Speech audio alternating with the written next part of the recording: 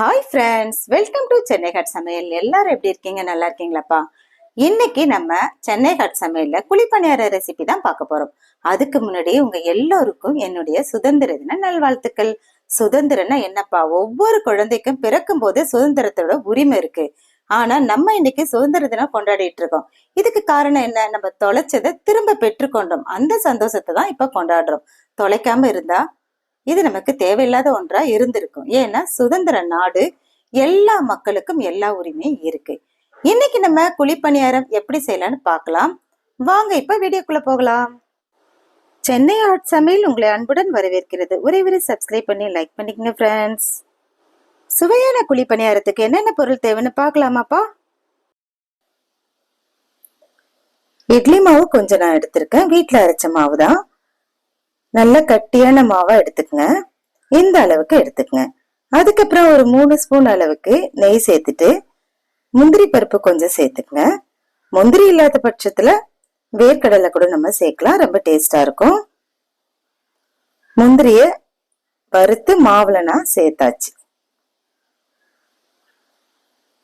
இப்ப 1 டம்ளர் அளவுக்கு ரவை எடுத்து வறுத்துக்கிறேன்.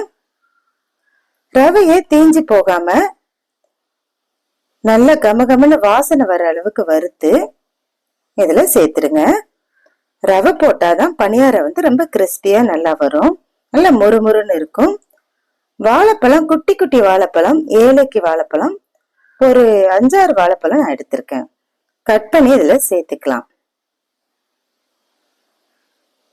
வெல்லம் கொஞ்சம் இனிப்புக்கு தேவையான அளவுக்கு எடுத்து கொஞ்சம் தண்ணி விட்டு சூடு பண்ணி வடிகட்டி மாவுல சேர்த்துருங்க. சாதாரணமா குழிப்பணியாரம் செஞ்சா நம்ம பச்சரிசியில செய்வோம். இது பச்சரிசி, புழுங்கல் அரிசி, அதுக்கப்புறம் வெந்தயம், உளுந்து எல்லாம் சேர்ந்த இட்லி மாவு. இதனுடைய டேஸ்ட் ரொம்ப சூப்பரா இருக்கும். இப்ப வாழைப்பழம், இட்லி மாவு, முந்திரி எல்லாமே நம்ம ஒன்னா வெல்லம் எல்லாம் போட்டு நல்லா கலந்துட்டோம்.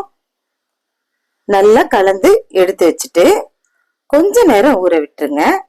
ஒரு 5 நிமிஷம் தான், ரொம்ப நேரம் வேண்டாம், ஒரு 5 நிமிஷம். அதுக்கப்புறம் குழிப்பணியார சட்டியில எண்ணெய் போட்டுக்கலாம். எண்ணெய் என்ன நிறைய ஊத்துற அப்படின்னு பாக்குறீங்களா? இந்த எண்ணெயை பணியாரம் குடிக்காதுங்க. வேகிறதுக்கு தேவையான எண்ணெயை மட்டும் எடுத்துக்கிட்டு மிச்ச எண்ணெய் அதிலேயே தங்கிடும். அடுத்தடுத்து நம்ம பணியாரத்தை அதுல ஊத்தி எடுத்துக்கலாம். இதுல நான் கொஞ்சம் ஏலக்காவும் சேர்த்திருக்கேன். ரொம்ப ரொம்ப சுவையான குழிப்பணியாரம் நமக்கு ரெடி ஆயிட்டே இருக்கு.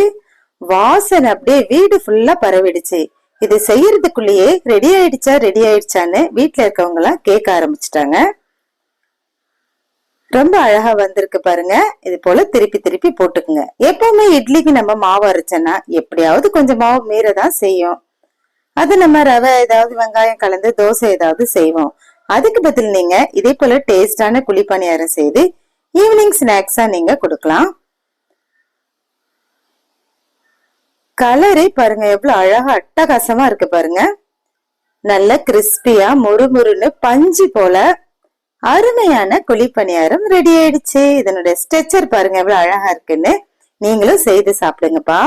நம்ம சேனல்ல அடுத்தடுத்து வீடியோஸ் எல்லாம் வந்துகிட்டே இருக்கும். நம்ம சேனலை சப்ஸ்கிரைப் பண்ணி லைக் பண்ணிக்கங்க. உங்களுக்கு எந்தெந்த பலகாரங்கள் வேணும், என்ன குழம்பு வகை வேணும்னு நீங்க கமெண்ட்ல சொன்னீங்கன்னா அதை செய்யனா 100% ட்ரை பண்றேன். எவ்வளவு சூப்பரா வந்திருக்கு பாருங்க. சும்மா மெத்துன்னு மேல கிறிஸ்பியாவும் உள்ள மிருதுவாவும் அருமையான குழிப்பணியாரம் ரெடி. தேங்க்ஸ் ஃபார் வாட்சிங் ஃப்ரெண்ட்ஸ். அடுத்தடுத்த அப்டேட் வந்துகிட்டே இருக்கு ஃப்ரெண்ட்ஸ்.